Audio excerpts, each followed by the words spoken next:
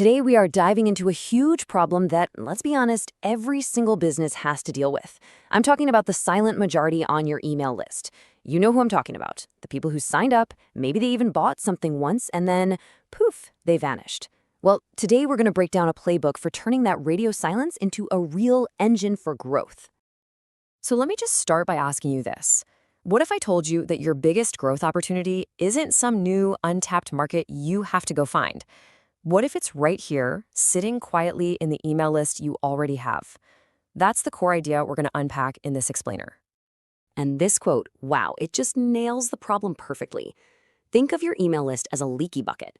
Every single subscriber who goes silent is a drop leaking out. That's a potential sale, a loyal customer, a future brand advocate, gone. So it's not just some vanity metric you can ignore. It's a slow, steady drain on your entire business. Okay, let's talk about why this really matters. We're going to get into the numbers, because this isn't just about tidying up your contact list, it's about directly boosting your bottom line. And I'm telling you, re-engagement is one of the single most profitable things you can invest your time in. If there is one number you remember from our time together today, please let it be this one. 5.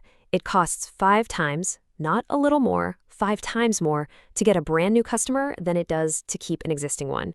Just let that sink in for a second. Every time you let a customer go inactive, you're not just losing out on a sale, you are actively choosing a path to growth that is 5 times harder and way more expensive. I mean, this chart just tells the whole story, doesn't it? Look at that giant bar on the left. That's the towering cost of getting a new customer. All the ads, the social media, the outreach. Now look at the tiny little bar on the right. That's what it costs to re-engage someone who already knows who you are. The choice here is so stark, and the opportunity is absolutely massive. The benefits you get from re-engagement are it's like a triple win. First, you boost your ROI because you're talking to a warm audience. Second, you increase your customer lifetime value, that's the CLV, which is basically turning one-time shoppers into repeat, loyal fans. And third, you actually improve your brand's reputation. Now that last one is a really big deal. Here's why. Email services like Gmail, they actually watch how many people open your emails. If a big chunk of your list is ignoring you, their algorithm starts to think you're spam, and then it sends all your emails there, even to the people who actually want to hear from you. So a clean, engaged list tells them you're a trusted sender. Our source material calls this the stewardship principle, which sounds a bit formal, but you can really just think of it as the no customer left behind rule.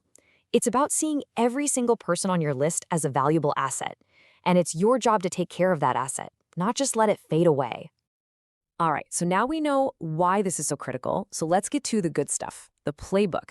This is your actual step-by-step guide to turning those quiet subscribers back into some of your best customers. Let's dive in. The playbook really stands on 3 simple but super powerful pillars: systemize, analyze, and incentivize. First, you systemize with automation, so you're always being proactive. Then, you analyze your data to figure out why they went quiet in the first place. And finally, you incentivize them to come back with an offer that is just too good to pass up. And this right here is where the real magic happens. You're not just sending out some generic "we miss you" email. No, you're using your data to be smart about it. So for your one-time buyers, let's say they bought a nice camera lens from you. Your move is to offer them a filter kit that goes with it. For your engaged non-buyers, the ones who keep opening your emails about your software but never pull the trigger, you help them get over the hump with a high-value bundle that includes extra templates or maybe some social proof like testimonials. So we've covered the why and the how, but there is one more absolutely crucial piece to this puzzle, the when. Because when it comes to email, timing isn't just some small detail. It's pretty much everything. It's the difference between an email that actually gets opened and one that gets instantly deleted. This timeline should be a major wake-up call. The clock starts ticking the second someone makes a purchase. By the 90-day mark, you can already see them starting to drift away. And by 6 months, they're in serious danger of being gone for good. This is why your automation needs to have triggers set up to catch them before they fall off that cliff.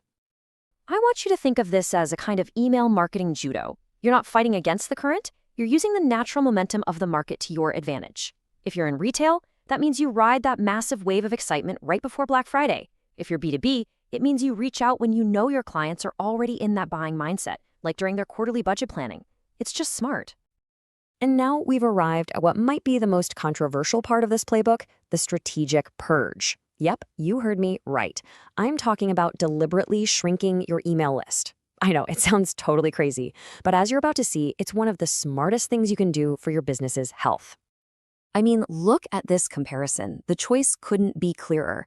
You can have a big, bloated list that's literally hurting your business, or you can have a lean, mean, money-making machine. It is never about the size of the list. It's always, always about the quality of the relationships on that list. So, what's the magic number, the benchmark?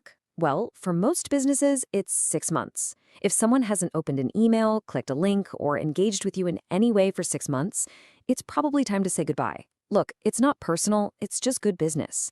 At that point, they're costing you money and damaging your ability to reach the people who do want to hear from you. But, of course, there's always an exception to the rule, right? If you're in a seasonal business, say you sell pool supplies or holiday decorations, you can definitely extend that window to a full 12 months. It just makes sense. You can't expect someone to be buying a Christmas tree in July. But hold on, before you just hit delete, you give them one last chance. You send a final, automated goodbye email. And the key is to be respectful, empathetic, and get straight to the point. You offer them a really compelling reason to stick around, maybe your best discount of the year, but you also give them a super easy one-click way out. It's all about respecting their time and their inbox. So there you have it, the complete re-engagement playbook. This whole strategy isn't really about losing subscribers. It's about gaining a more engaged, more profitable, and way more loyal customer base. So the only real question left to ask is, are you ready to start pruning for profitability?